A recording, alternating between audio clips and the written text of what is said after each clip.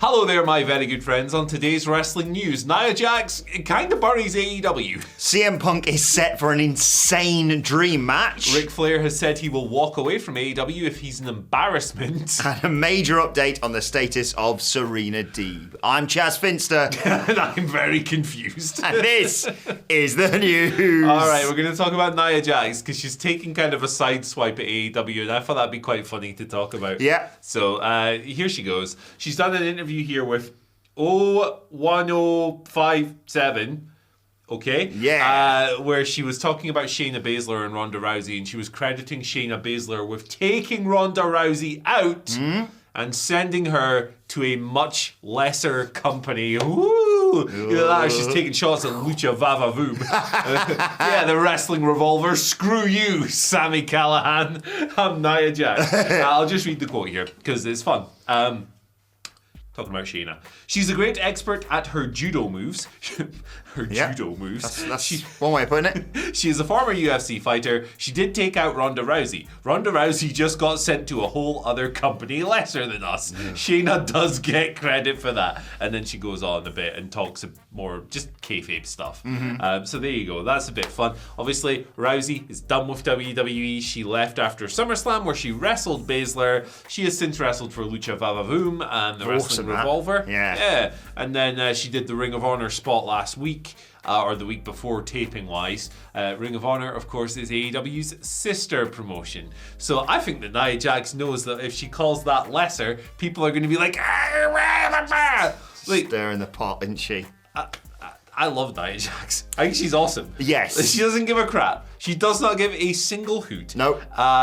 She is extremely chaotic. She has given us the gift of my hole. The interview that she did with Simon Miller. I was about to mention that, yeah. Was very funny. Go and watch it. She just puts lip gloss on him. I think Nia Jax kind of kicks ass, to be honest. I mean, she's putting Shayna Baszler over. Yeah, so there you go. She's doing her job. Former tag team partner. Yeah, of course. Yeah, I forgot about that. She had tag champs for ages, weren't they? Prestigious reign. Yeah. Look, if you get wound up by this, what are we doing? Come on. She's done that to poke the bear. Yeah. Don't react. She's clearly just having a bit of fun with it. She's not like, She's just being Nia Jax, and I love her for it. She's like, look, these people are professional talkers. Yes. Right? This is what they're paid to do. They're indulging in it. They're having a bit of fun with it. They're going, hey, someone might get annoyed by this, and it's like a really small thing, so I'm just going to drop that over there, and some super fan is going to be really annoyed. Worked with Ronda in the past, of course. Yeah, like actually, probably Nia's best match. Awesome, yeah. Like it was inexplicably great. What a time to be alive. Let us know what you think of Nia Jax insulting AEW. I don't think anyone needs any encouragement to say the other company's the lesser company, actually. My hole. What a legend. Nia Jax kicks ass. Yeah. Obviously, certain in-ring things that have happened involving maybe people getting hurt. Yes. That's obviously very bad. But when it comes to just winding people up, it's good stuff. Right, let's move over to CM Punk. Lots of talk about him throughout this week, obviously, since he returned at Survivor Series, and speculation as to what he's been doing going forward. We've talked earlier on in the week about him eventually working Roman Reigns, probably starting off by working Seth Rollins, and now a potential insane dream match may actually be happening. I'm talking about CM Punk versus Stone Cold Steve Austin.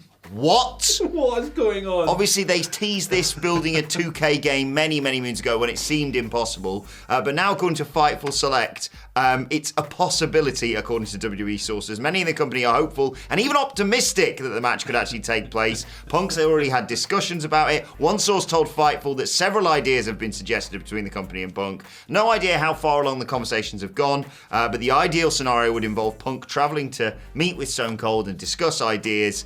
And on the positive front, despite all the rumblings about current people not wanting to work with him, no indications that there's any friction between Punk and Stone Cold, despite that tete-a-tete promoting that 2K game all the years ago.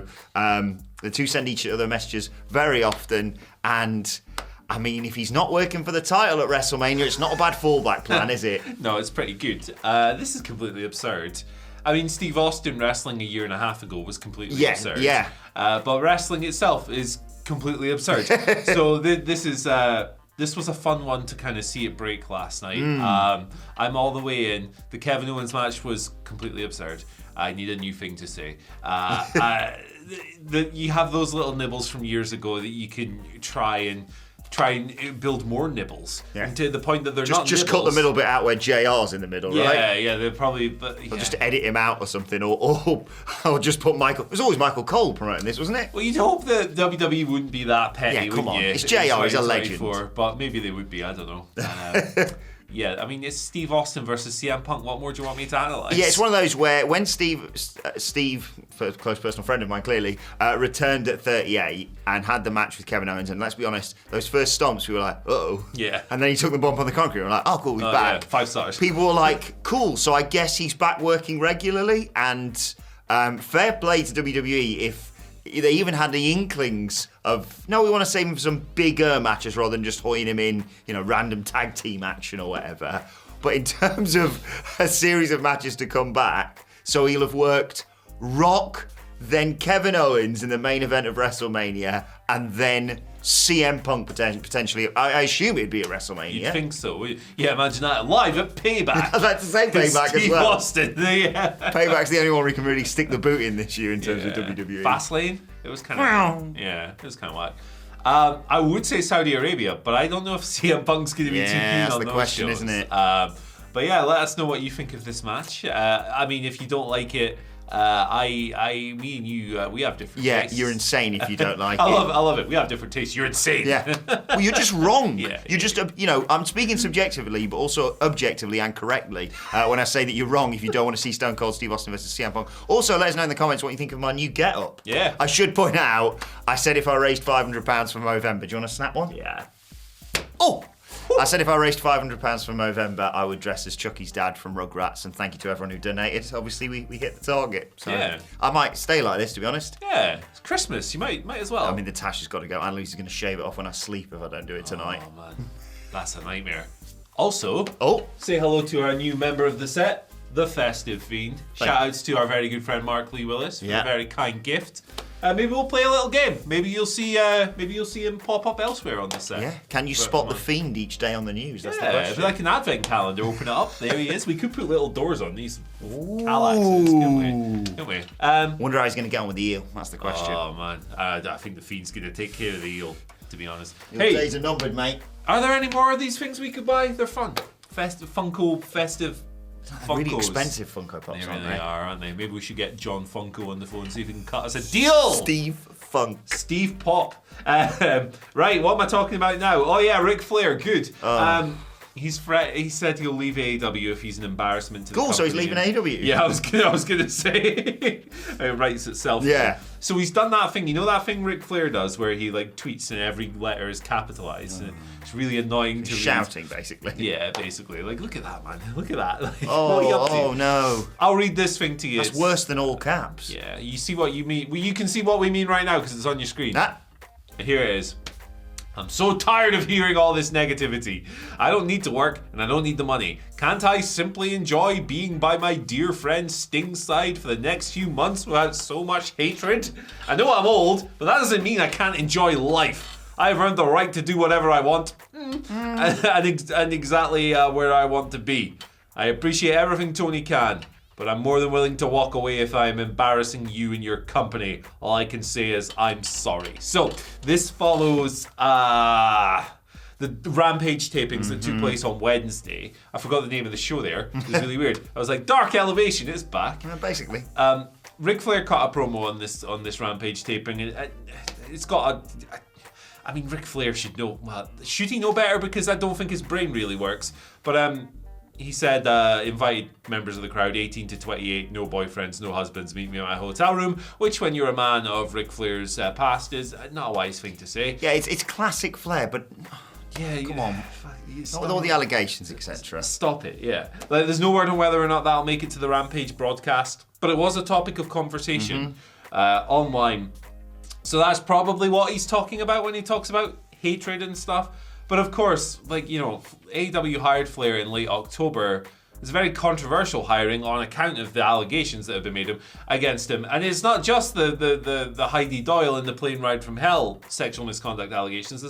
there's a lexicon of stuff from all throughout his career, and it doesn't take much effort to find it.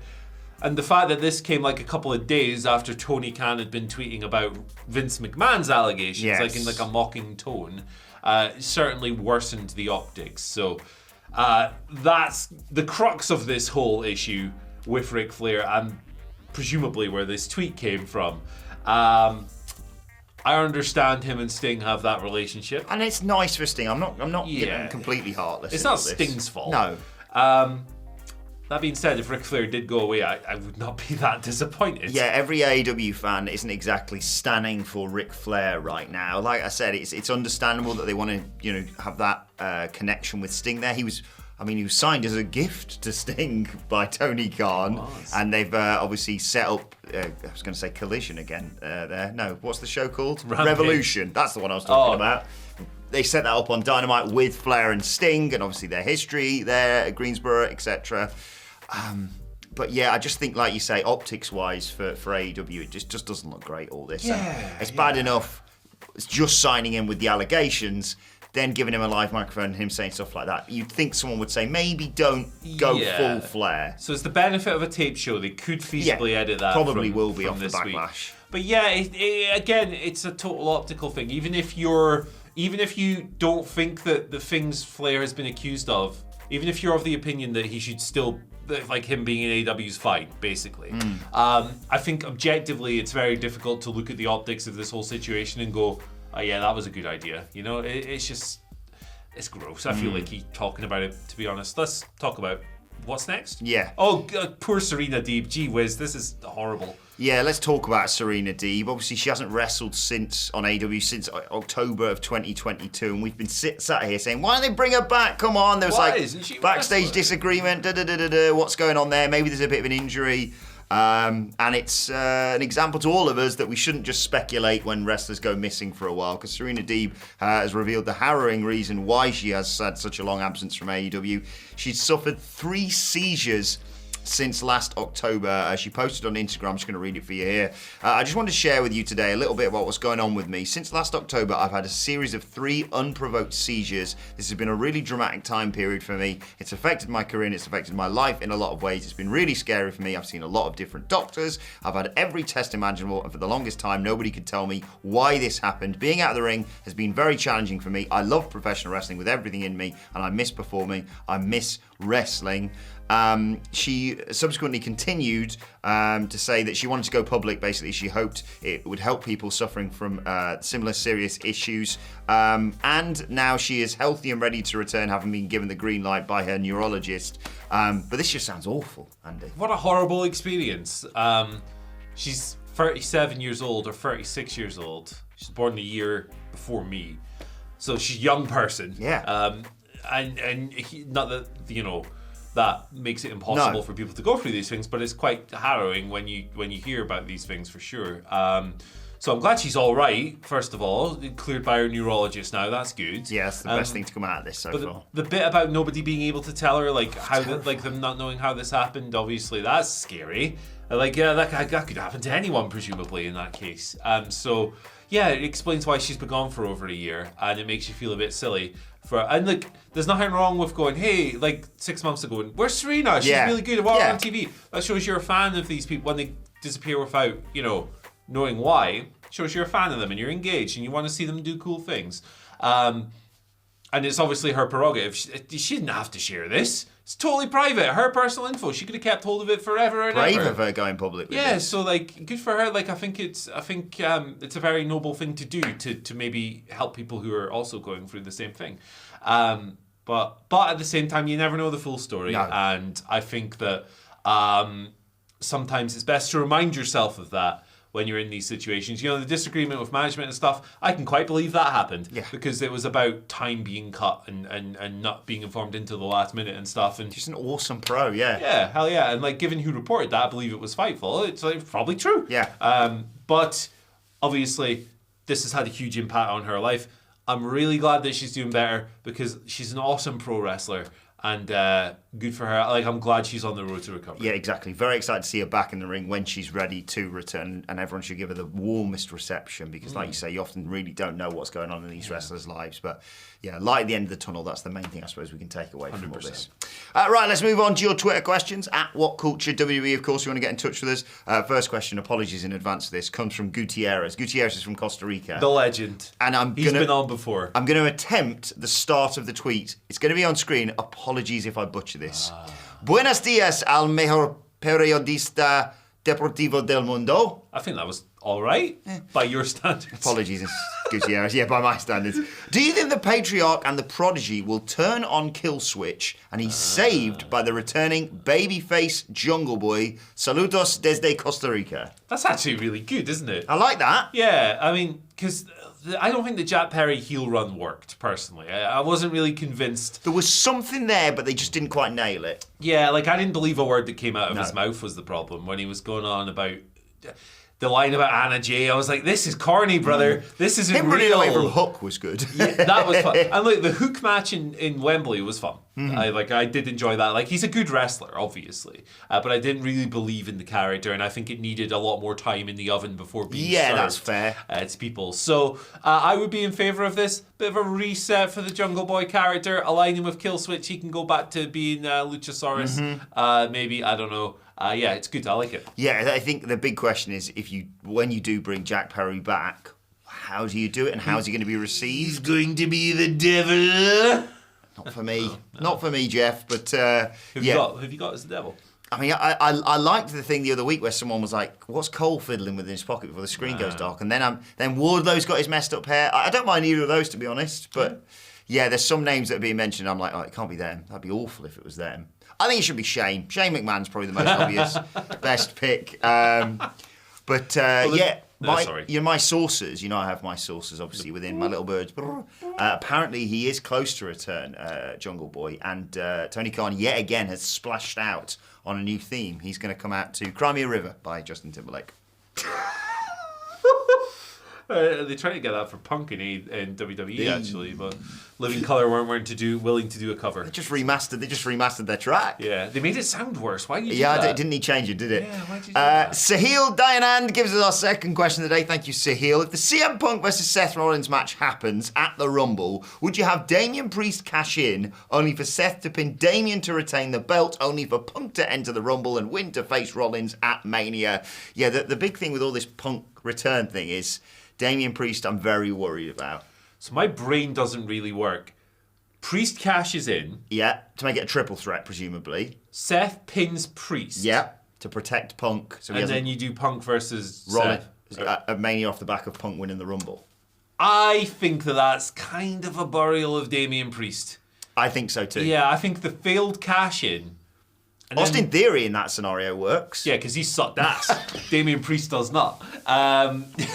Yeah, no, I don't like it. I don't like it. I think that undermines Priest quite a lot, and failing to cash in and getting pinned in a triple threat, it makes him look really weak. I understand wanting to get Rollins versus Punk to Mania. I think you can do that either way, and I think that you can do something else with Priest. I'll be honest, I've considered, what Punk's doing at WrestleMania for quite some time, and I'd always, up until yesterday, always said, yeah, probably do Rollins versus Punk at Mania for the World Heavyweight Championship. I don't know whether you do stuff before or whatever, but the moment someone said there's a genuine possibility of Austin, cool, let's get Punk Rollins out of the way. I'd have Punk versus Rollins at the Rumble.